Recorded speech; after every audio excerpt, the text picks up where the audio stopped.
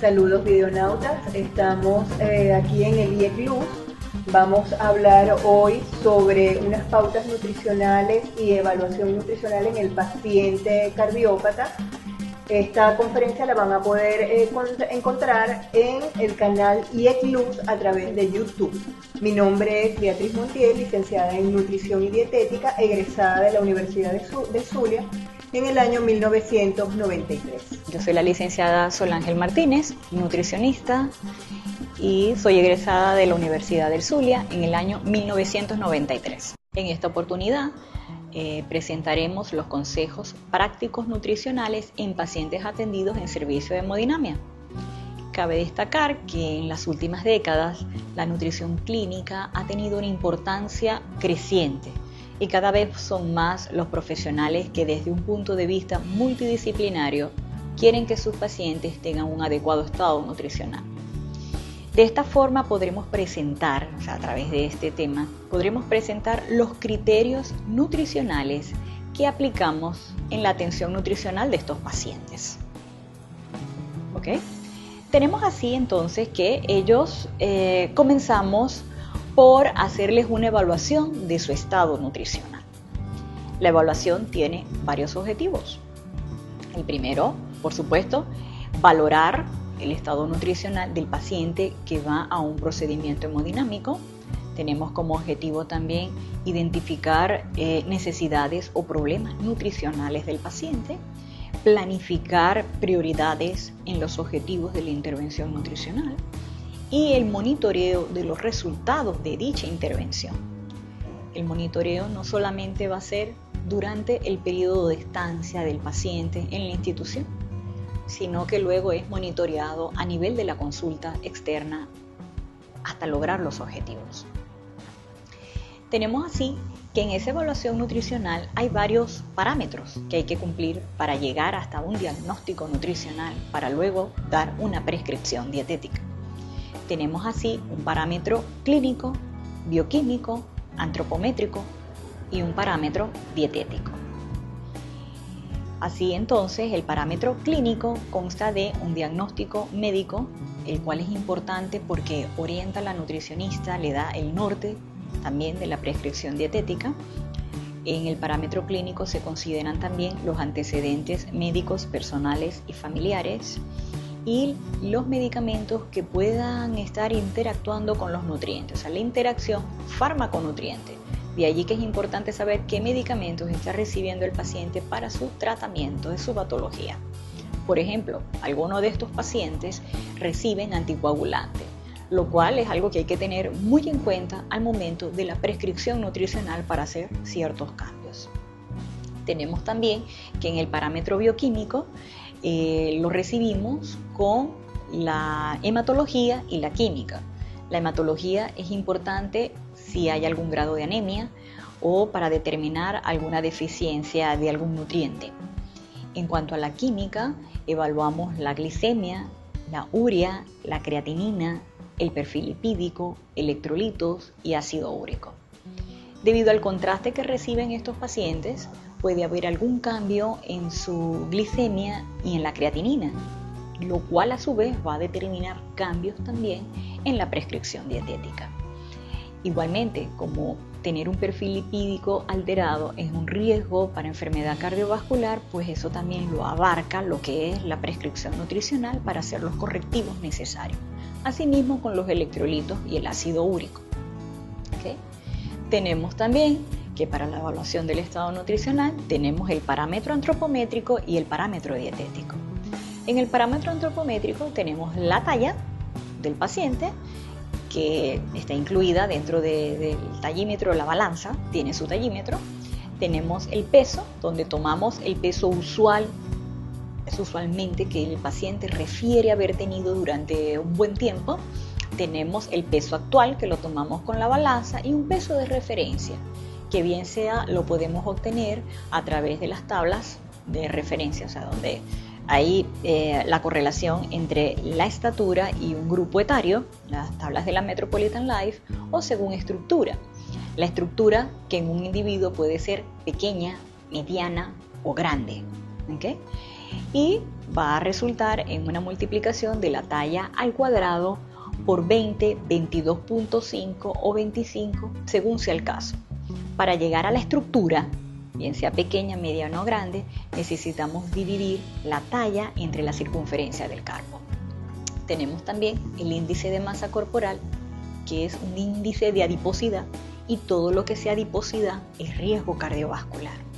Nos basamos en los datos aportados por la Organización Mundial de la Salud. Entonces así tenemos que este índice va a resultar de dividir el peso entre la talla al cuadrado.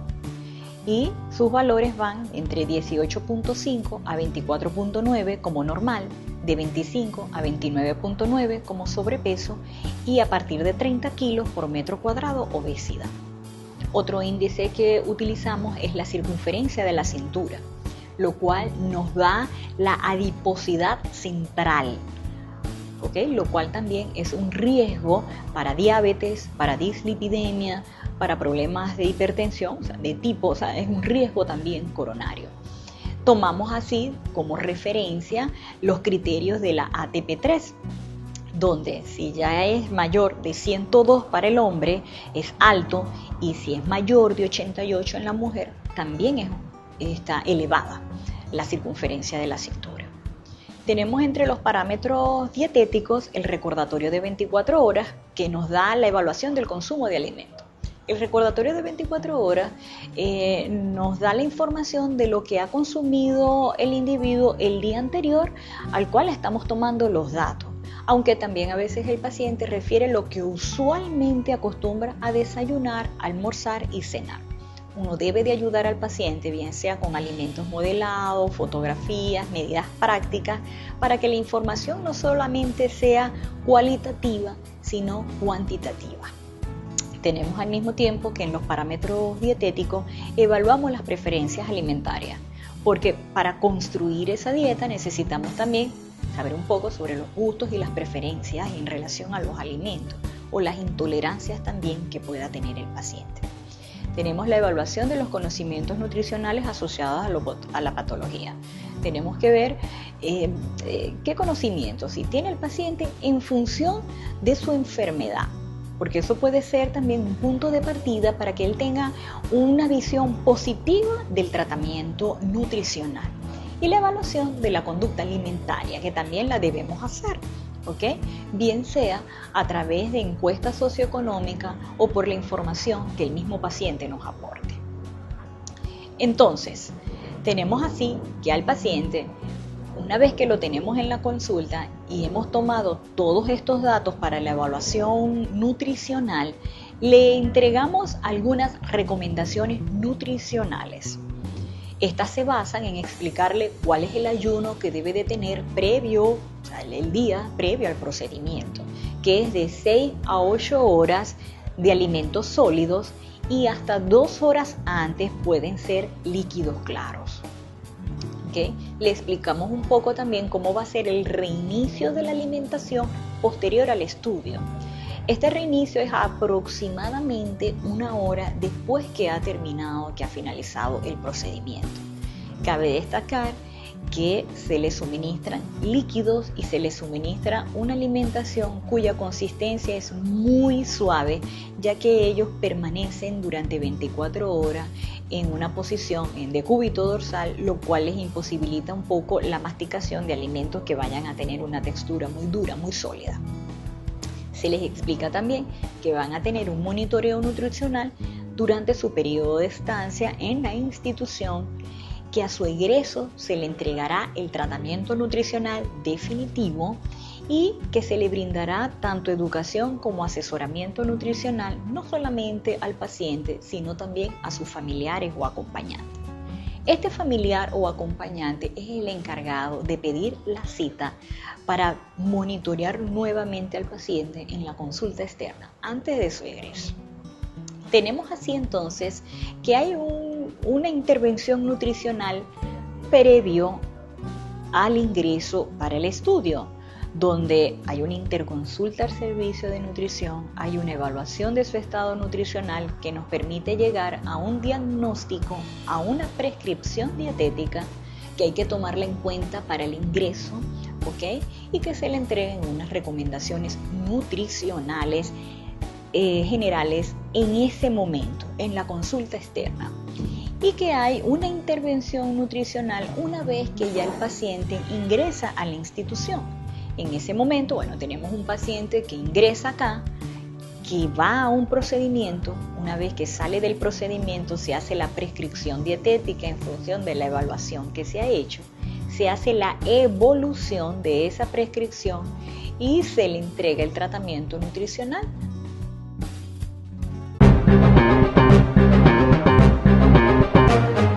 En estos momentos vamos a empezar a hablar sobre lo que es la alimentación en el paciente que asiste al servicio de hemodinamia. Estaremos hablando un poco de lo que son las recomendaciones prácticas.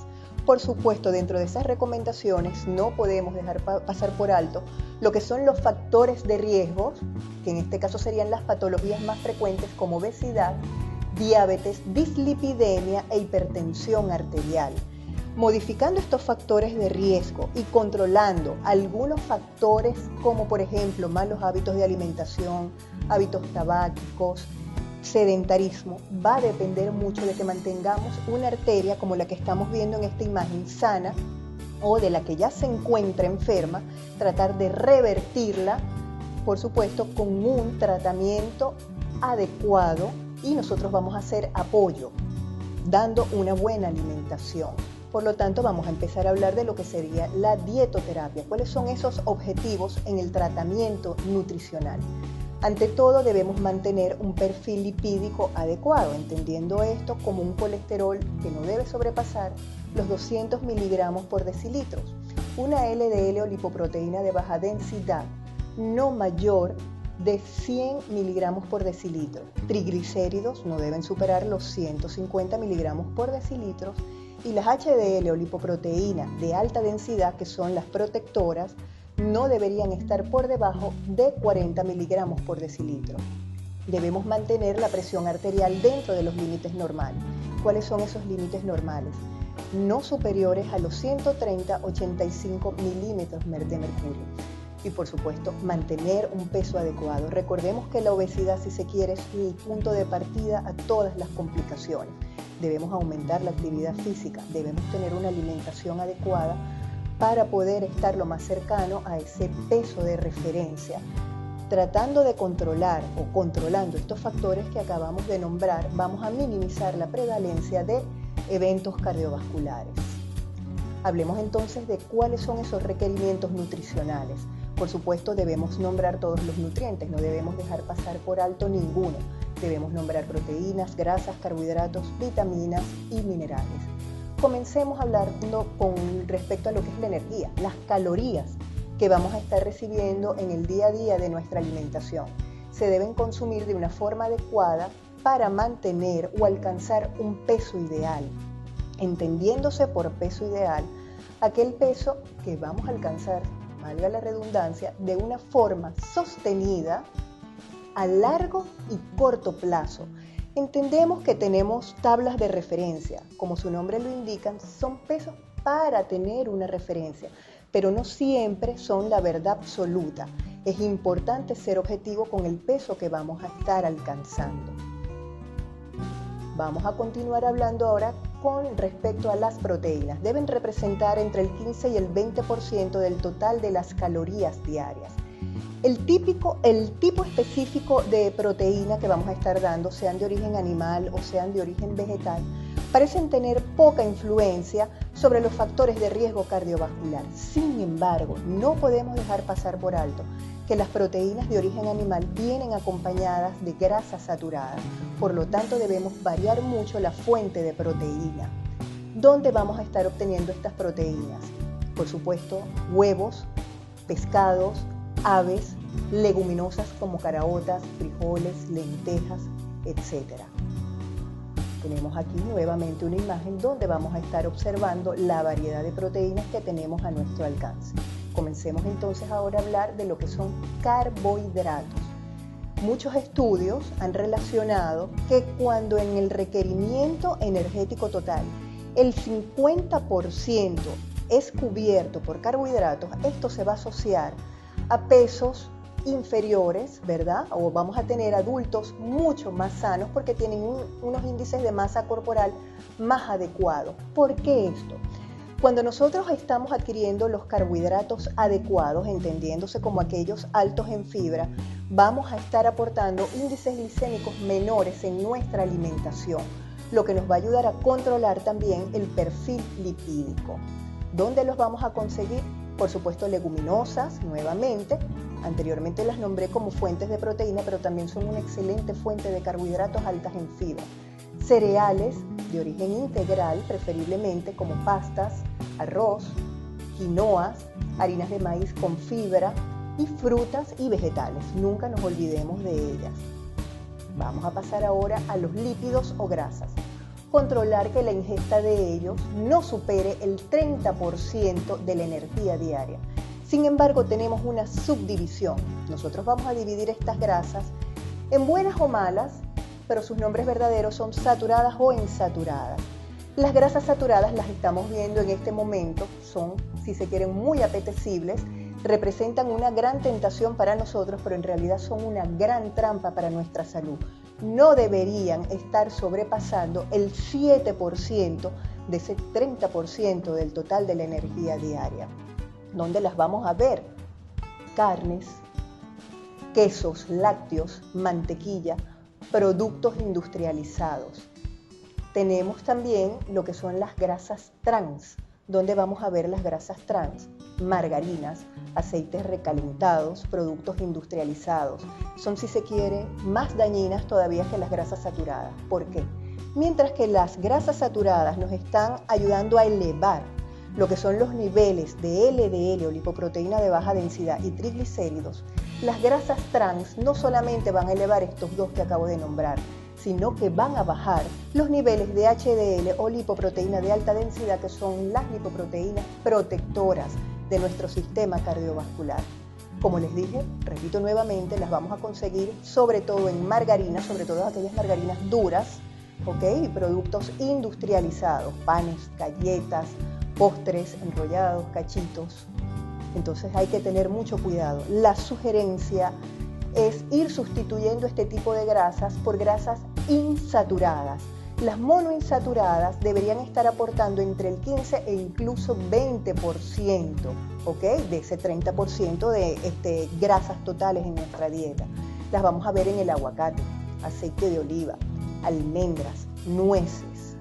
Tenemos también las poliinsaturadas, que las vamos a conseguir principalmente en los pescados, también en algunos aceites de semillas, en el aguacate e inclusive en yema de huevo también vamos a poder conseguir una pequeña porción de este tipo de grasa.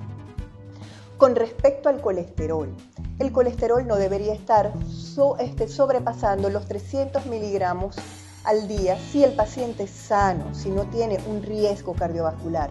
Pero cuando ya el paciente tiene un riesgo cardiovascular, los requerimientos no deberían estar excediendo, el aporte no debería estar excediendo los 200 miligramos al día. ¿Dónde vamos a conseguir el colesterol? Específicamente en todos los alimentos de origen animal. En los alimentos de origen vegetal no los vamos a conseguir.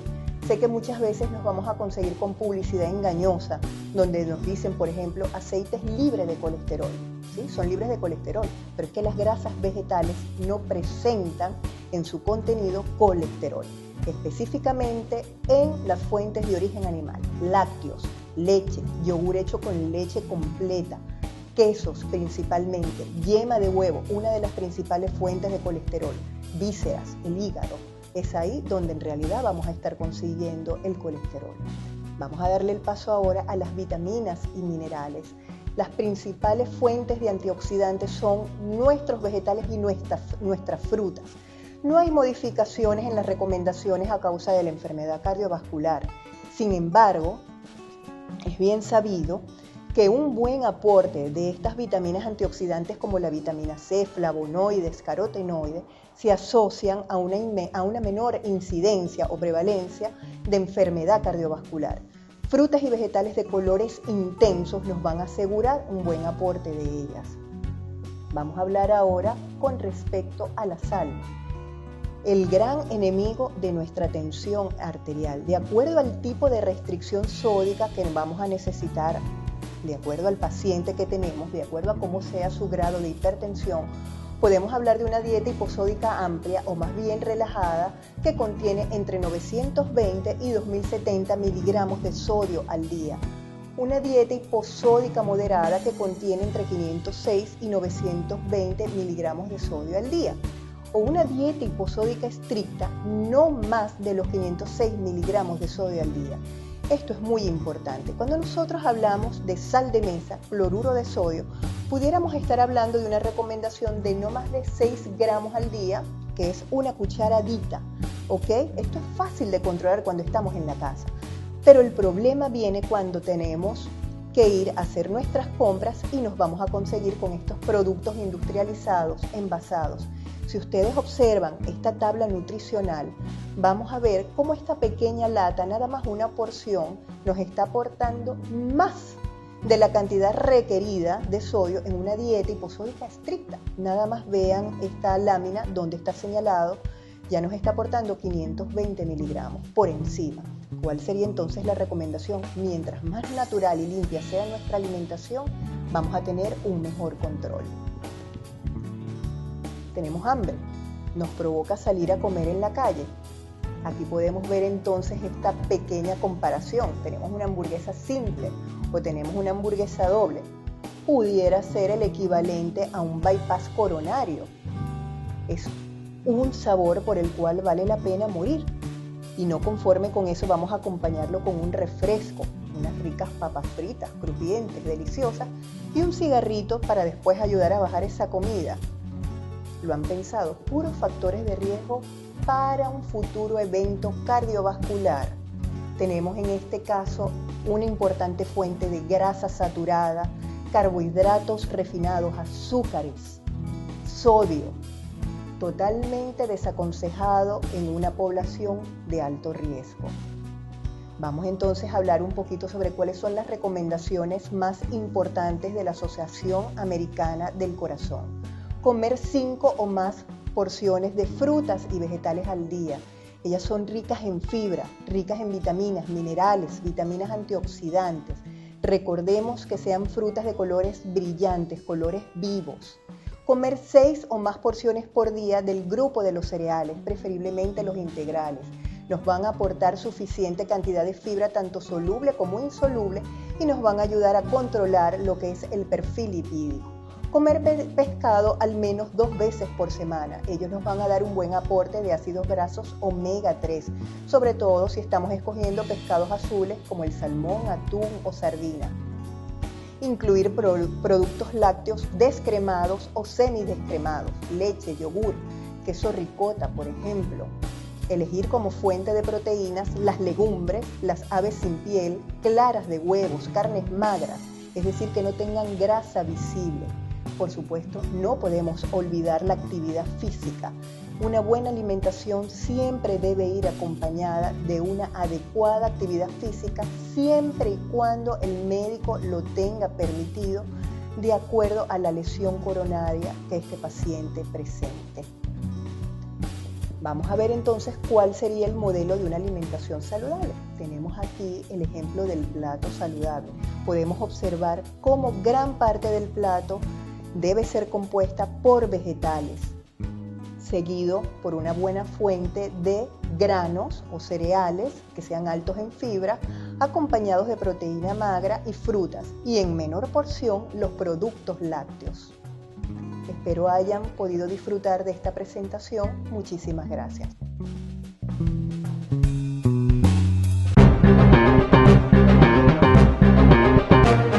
No se olviden de mantener una alimentación balanceada, tratando de incluir en cada comida cada uno de los alimentos que integran cada grupo básico.